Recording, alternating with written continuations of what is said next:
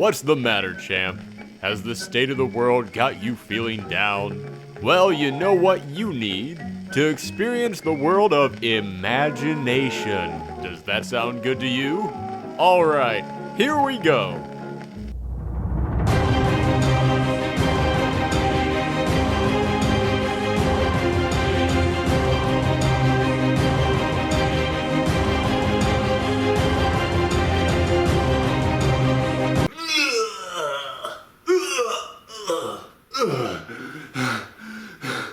What the hell was that? See, now isn't it fun to use your— Shut up! What really was that? What'd you put in my drink? What's going on? I told you, that was magic. Magic? That's not magic. Magic is like happy fun times and making things float and wand wizard battles. Oh, that's magic. What you need is some real hardcore the strong stuff. That's cool. You know, if that's what magic is, then I don't really need to... Want to see it again? No, wait, don't...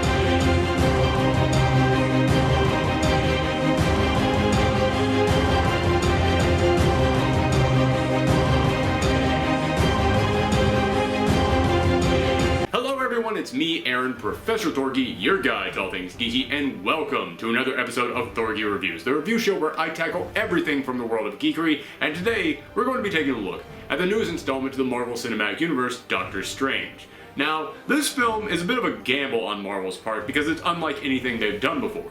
Sure, they've tackled superheroes and science and space, but they've never covered sorcery before. This is the film where they are going to be introducing magic to their cinematic universe, so a lot of people have been wondering, can they pull it off? Is this going to be the film where they finally trip up? Could this be Marvel's first big failure? And after all, I can't even finish that sentence. Hell no, this isn't a failure. This movie was awesome. In fact, can I just pause here for a sec? Marvel. Come here. Marvel. Gone. Congratulations, Marvel. You made another good movie. Kudos to you. You have to make at least one piece of crap. And I don't mean, oh, it's not as good as the last one. Oh, it's a little bit uneven. Oh, it's a little bit of a mess. Oh, it's got some problems. Oh, there was some drama behind the scenes. No, I mean you have to make a film that is flat out bad, because I have praised so many of your movies at this point that it is next to impossible for me to convince people that I'm not just some Marvel fanboy who's predisposed to like everything that you do. You have to make one terrible film that I can point to and go, see guys, I'm not just beating up on DC, I love all good movies and hate all bad movies. I'm a fair critic. And I was kind of hoping that this was going to be that movie. Because you see, before this film came out, it had a ton of bad press going into it. Everything from the casting of Benedict Cumberbatch as Doctor Strange, to the casting of the Ancient One, to the writer of this film doing the worst job imaginable explaining the casting of the Ancient One. Listen, I used to follow that writer back when he was a film critic, and I followed him for many years, so I know this guy, I'm a fan of him. But when I heard him trying to explain why they picked Tilda Swinton to play the Ancient One, I just sat there going, oh god, stop talking, why are you still putting your foot in your mouth, oh god, this is not helping. However, despite all that bad press, they still turned out a damn fine movie. However, before I move away from this issue, I do have to address one thing, which is that I fully understand that there are a lot of people out there who have very legitimate complaints about this film when it comes to subjects like whitewashing and race representation. But I also believe that the people who have those problems can express their feelings on these issues far better than I possibly could, so rather than me trying to stand up here and speak on their behalf, I think it would just be better if we could all agree that when we hear people have these complaints, don't dismiss them. Don't dismiss them and claim that they don't know what they're talking about, because honestly they do know what they're talking about because they've had to deal with these issues for most of their life. So rather than trying to dismiss those people, instead can we all just agree to listen to them and to try and understand where they're coming from? Can we all just agree to do that? Great.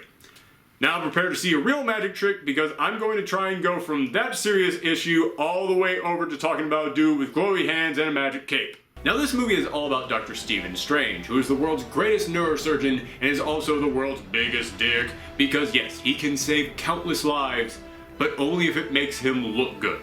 only if it gives him something he can write about in a medical journal. But all this changes one day when he gets into a horrifying car accident and he loses the use of his hands. After this, he falls deep into depression as he searches for a way to regain the use of his hands and his former glory. But after he has used up every scientific method known to man, he turns towards mystic methods. He travels far and wide until he finds a sorceress named the Ancient One and her team of mystic defenders, and together they begin teaching Doctor Strange the magical arts. However, she used to have another student who turned evil, and his name was... whatever this is. I don't think he's actually in the comics, and it honestly wasn't that memorable. It's a Marvel film, what can I say? The villain is not the big appeal of it. Anyway, he's trying to sacrifice the Earth to the Dark Dimension and to the Dread Lord Dormammu. I swear to God, if anybody in the comments says, spoiler alert, I didn't know Dormammu was going to be in this movie, it's a Doctor Strange film. Did you honestly not think that Dormammu was going to pop up at some point? If you didn't, then you don't know who Doctor Strange and Dormammu is, and none of this meant anything to you. Now let's start with a question that everyone has been asking since day one, which is, how is Benedict Cumberbatch as Doctor Strange? Because the moment that he was cast in this role, the entire internet lost their collective fudge. And don't get me wrong, as I said, there are a lot of people who have legitimate complaints about this film, and one of the complaints that they had is that this means that Marvel was going to have yet another movie with a white man in the leading role. And honestly, I understand that. If that is your complaint about Benedict Cumberbatch being Doctor Strange, I fully understand. Marvel has had nothing but white men in the leading roles of all their films. It is far past time for them to include other people in the leading roles. So, if that is your problem with Benedict Cumberbatch being Doctor Strange, I fully understand. However, there's also a lot of people out there who were enraged at Benedict Cumberbatch being Doctor Strange simply because they don't like Benedict Cumberbatch. In fact, I swear to you, this is a true story. The day that this piece of casting news was announced, I was working at my comic shop. One of my co-workers came up to me and said, "Hey, did you hear? Benedict Cumberbatch is going to be Doctor Strange." And I said, "Yeah, I'm okay with that, but the internet isn't going to like it." And he said, "What? Why not?" And again, I swear to you this is true, as soon as he said, "Why not?" a random customer came walking up to us and just went, "I'm sorry, who did you say was going to be Doctor Strange?" "Benedict Cumberbatch." "What? No!" That was his actual response, and after he said that, I just casually turned over to my coworker and went, "See, told ya." At which point my coworker then turned to him and said, "Why are you so mad about Benedict Cumberbatch being Doctor Strange?" And this was his exact response. I don't know. I guess I'll be fine. As I said, there are numerous legitimate reasons to be mad that Benedict Cumberbatch is going to be Doctor Strange, but this guy had no reasons at all. And if that guy is listening right now, I just want to say, dude, be honest with me. You're just mad that Benedict Cumberbatch is Doctor Strange because this means that the Sherlock fandom is now going to be mixing it in with the Marvel fandom. And if that's what you're upset about, listen, I say this out loud, but I've seen the fan art that's out there. The Marvel fandom is 10 times crazier than the Sherlock fandom at this point. We're dragging the Sherlock fandom down by having him in this film. But okay, before I went on that long-ass detour, I was going to tell you how was Benedict Cumberbatch as Doctor Strange. Damn good. If you're wondering why they cast him in this role, it's because Benedict Cumberbatch can act. That's why. That's one of the things that I love about these Marvel films. They get these big name actors to come into this film, a film that's loaded with magic and superheroes and jokes, and they still put them to work. Even though the whole premise of this film is kind of goofy, you never get the sense that anybody on this set was here just going, yeah, it's just a comic book movie, I don't really have to try at this.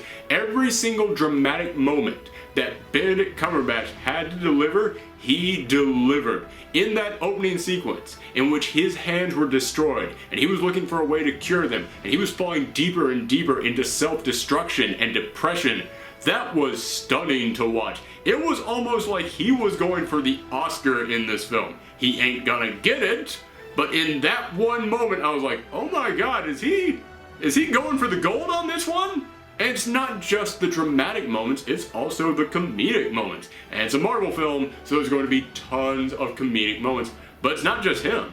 Tilda Swinton is amazing as the Ancient One. She really does capture this very bizarre and far out there character. And Benedict Wong, in his role as, well, Wong, nails every single line that he is given. And Joelle Edgerford really gives the character of Mordo a level of complexity.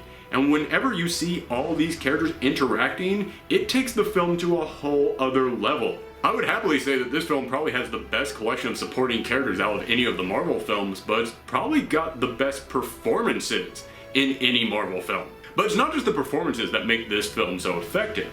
I realized early on when I saw the car accident scene that whenever this film wants to get dark, it gets dark because that car accident is a horror show. Everything that he has to go through is some of the most tormenting stuff I've seen in a movie this year. However, at the same time, whenever this movie wants to be funny, it's hilarious. Every single emotion that this film wants you to feel, it is able to deliver on that perfectly. For example, there is a very touching scene later on in the movie between Doctor Strange and the Ancient One, and it's effective. You really do feel yourself kind of getting swept up in the emotions. And it's not just because of the great performances or because of the really solid writing, it's also just because of the way that the scene is shot. This is a film where the actors, the writers, and the directors were all working hand in hand on everything that they did. But the big thing that everyone is talking about with this film is the magic. It's about how imaginative it was and about how good the special effects look up there on the screen. And yeah, that's exactly what everyone should be talking about, because this is some of the most stunning special effects I've ever seen, and it's also one of the most trippy and far out there film-going experiences I've ever had. You can tell when watching this film that the people who made it really did go back and research all the bizarre artwork that went into the creation of Doctor Strange, but you can also tell that they just have a natural grasp on how magic works, and that they were probably also really hot.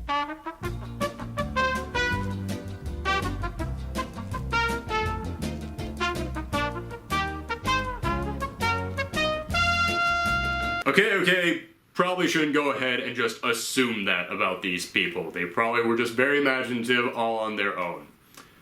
Also, if I say something like that, then I can't monetize this video, so... YouTube, you so crazy. But getting back to the special effects, there are little tiny details in all the small magical effects, like whenever he creates his astral body, or when he forms a rune on his hand, that let you know that the people making this film really did understand the small nuances of how magic should look. But then there are also the giant set pieces of magic, and those will blow your mind. Seriously, this is one of the few times that I will ever recommend to you people, go and see this film in 3D. Because, yes, when everybody is just standing around and talking amongst themselves, you're gonna feel like you wasted your money. But the moment that cities start folding in on themselves and Doctor Strange is thrown out of his body and starts traveling around time and space and into other dimensions, it's going to be one of the best rides you've ever gone on. And anybody who saw the trailers and saw the buildings folding in on themselves and went, oh, it's just like Inception. Yes, in the same way that a radish is just like a dragon fruit. In that if you look at them real quickly out of the corner of your eye, you might think that they're the same thing, but the moment that you actually examine them and dig under the skin of it, you will see they are two very different things. Because in Inception, the city folds in. Wah. In here, the city turns into a kaleidoscope. They take the entire island of Manhattan and they turn it into an M.C. Escher painting. This is something that you have to see to believe, especially for the big final battle. You've seen a lot of the big set pieces in the trailers. You haven't seen the final battle yet, and it is something that is so imaginative. I can't believe I've never seen anyone attempt it, but even if they had attempted it, they probably would not have carried it out as well as this film did. And speaking of that big final battle, one of the complaints that I have heard people make about this film is that it just follows the same old Marvel formula as all the other films. And on some level, I actually can understand that, because when you have a character like Doctor Strange, you have the potential to do something completely different, but this is, again, just another superhero origin story. A very good superhero origin story, but it does kind of feel like a wasted opportunity when you could have made a completely different type of film altogether. However, aside from that, I actually think this is probably Marvel's least formulaic film next to Civil War, and a good example of that is the final battle, because in most of these Marvel films, the big final battle, it's some giant beam of light flying in the air, some giant object crashing down, and all the heroes have to fly into the air, and that's where all the combat happens, and the entire city's getting destroyed. In this film, I can't spoil too much, but it's not even a battle of might in the end, it's a battle of intelligence. It's these heroes trying to out-trick the villains, which in a film that involves sorcery is kind of what the final battle should be. So I actually kind of have to applaud Marvel for going in a different direction with that. And I can't spoil anything, although I will have my spoiler talk up at the end of this episode, so if you do want to see the spoilers, stay tuned for that. But when it comes to the relationship in this film, and when it also comes to the way that Doctor Strange deals with the henchmen of the villain, I think that again, it kind of departs from the regular Marvel formula, and it was kind of refreshing. So I'm being totally positive on this film and saying that it doesn't follow the Marvel formula at all. Right? Right. To a point. Okay, there are a couple of areas where it does fall into a couple of the Marvel pitfalls. For example, the forced romance in every single one of their movies. In here, the romance that we get, it's nice, but it doesn't feel necessary at all to the story. You could have taken it out and it would not have affected a single thing, which is a shame because Rachel McAdams is a very talented actress and she is good for what she has to do in this film. However, because they focus on her so little and she pops up so rarely throughout this story, her character doesn't feel nearly as memorable as Pepper Potts or Jane Foster. I mean, I'll be totally honest with you, I've already forgotten her character's name. Cheryl? Chris, it's the name of an evil car. What is it? Oh god. Oh god. Why did I think Cheryl was the name of an evil car? But another one of the Marvel pitfalls is the villain. Yes, there is the Marvel curse of having the most forgettable villains in their films. And in this one, you've got Mads Mikkelsen. And it begins by giving you his origin story off camera, which is another trope of Marvel villains. It's very weird that they keep doing that. But the origin story that we do get for him is actually pretty good. It is an origin story that makes you look at it and go, oh, I see how that ties directly into Doctor Strange himself. It's like an evil reflection of him. There's a lot that you can do with this. And then when the two of them meet for the first time, Mads Mikkelsen has a monologue about his motivations and where he's coming from. And that monologue is good. He is doing a great job in that role. You can see the emotions welling up in him. You can really feel where he's coming from. And it's like, all right, here we go. This is gonna happen. We're gonna get a great villain in this movie. And then they don't do squat after that.